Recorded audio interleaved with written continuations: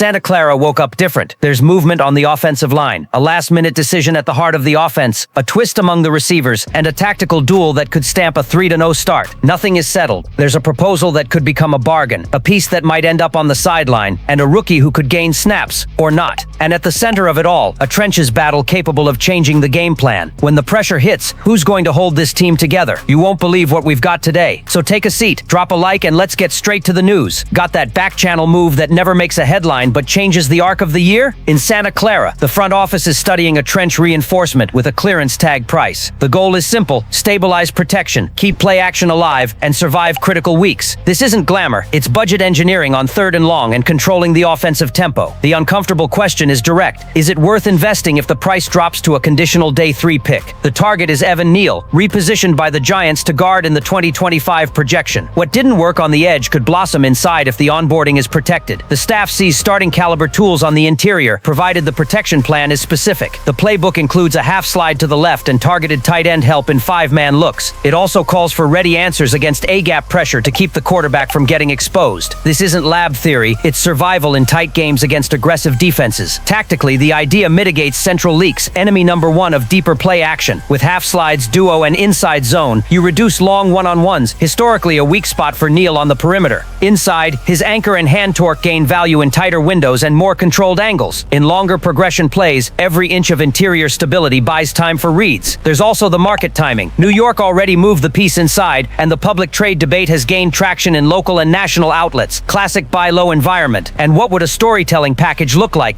The 49ers receive Neal, with the Giants possibly retaining part of the 2025 salary if needed. In return, a conditional 5th that becomes a 4th with snap percentage and playoff starts triggers. It aligns incentives on both sides and limits cap risk for San Francisco. The usage plan in the first weeks needs to be surgical to avoid exposure. Protection with a half slide to Neal's side, the running back scanning A to B, and situational tight end chips. In the run game, more duo and inside zone to the left to scramble stunt scripts. Wide zone would come in gradually as communication with the center and left tackle tightens. In rhythm, quick game and 5-step play action to avoid marathon dropbacks during onboarding. No makeup here, there's risk, because the technique is still under construction and the move inside has its learning curve. Without the help plan, pressure leaks and efficiency drops. The reward, though, is tempting. If the A-gap stabilizes, the offense breathes and the playbook opens up. You get a functional left guard at a fire sale price with real in-season growth potential. The fan base is already debating whether it's worth the bet for immediate protection or smarter to save ammo for a pass rusher. And when the defense threatens with cross dogs in the middle, the coordinated response prevents that collapse that kills drives. And while we weigh costs and benefits, keep this in mind: protect the middle and you might unlock the whole plan. And that wasn't even the most surprising part of the day.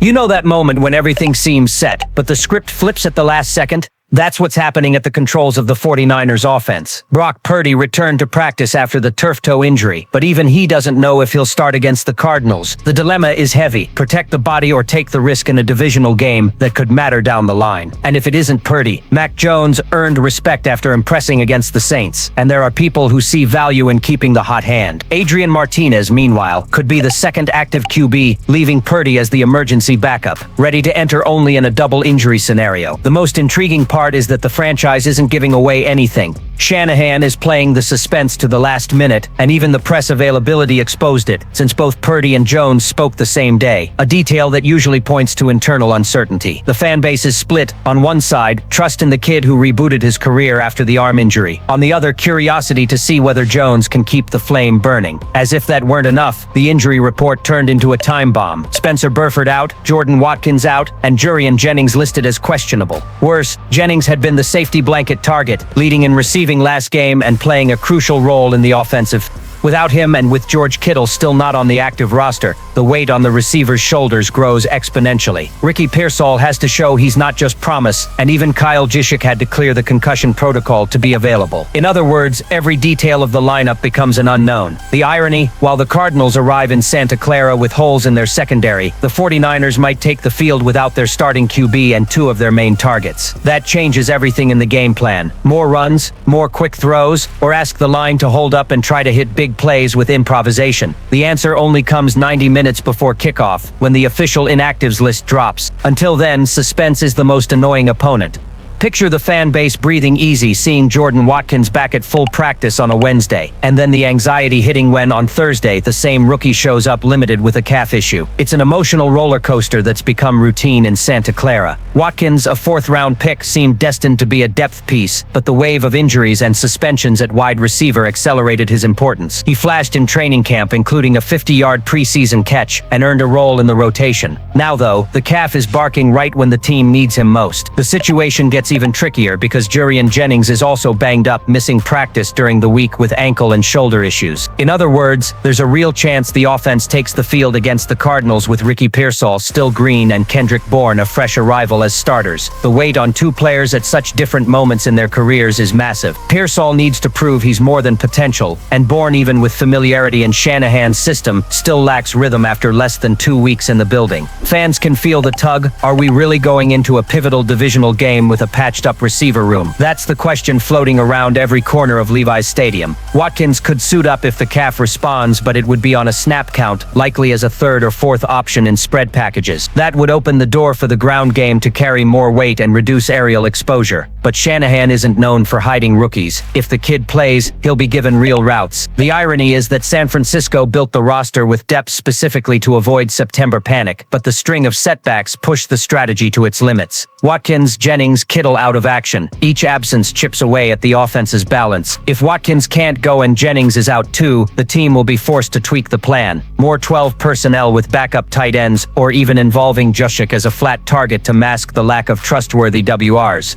The Cardinals' secondary issues look like the perfect setup to air it out. Now it might become a test of offensive creativity. For the fan base, there's a mix of hope and frustration. Hope to finally see Watkins make his regular season debut and confirm expectations, and frustration in realizing that even the most solid plans crumble under the weight of injuries. The NFL season is long, but certain games are thermometers, and this one might reveal whether the Niners have the ballast to resist bad luck. And while that hogs the spotlight, another duel is shaping up in the trenches that could redefine the game. When we say games are won or lost in the trenches, this one against the Cardinals is exactly that. The numbers don't lie. According to Pro Football Focus, the Niners arrived with the second-best pass-blocking grade in the league, 78.0, led by Trent Williams, and a line that so far has managed to give Mac Jones and, when healthy, Brock Purdy the minimum comfort they need. On the other side, Arizona's defense embraced a bold philosophy. Don't blitz. Jonathan Gannon bets his front four can generate pressure on their own, and so far it's worked. They have 39 pressures without blitzing, the second highest mark in the NFL. The impact: opposing tackles never catch a break because the rotation keeps a fresh rusher attacking the pocket at all times. Josh Sweat and Baron Browning are burning edges with speed and technique, while veterans like Calais Campbell have been reborn to add interior power. The duel gets even tenser because the Niners are short-handed. George Kittle out, Juszczyk just back from a concussion, and a thinned-out receiver room means less chip help and auxiliary blocking. Williams, who already struggled against pure speed in Week 1, has to handle undersized but explosive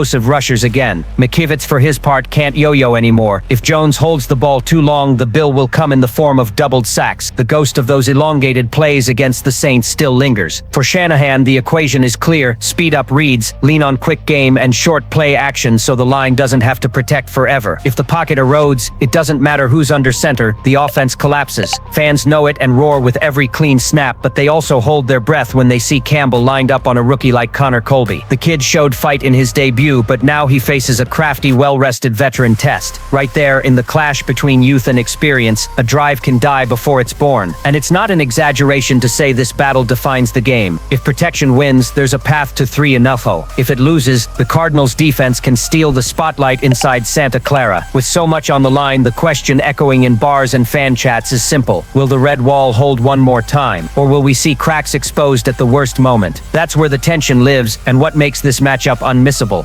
Faithful. What a day today. We went through a smart, budget-friendly move on the line, real suspense under center, a receiver room stretched to the limit, and a pass rush versus protection duel that could decide everything. One thing is clear: every detail matters in September. If the A-gap holds, play action breathes. If the right quarterback plays, the plan flows. If the targets are healthy, the run game opens up. Now it's your turn. Which factor swings Sunday's score the most? Drop your take in the comments, hit like, subscribe to the channel, and share this with that Niner friend who's already chewing their nails too.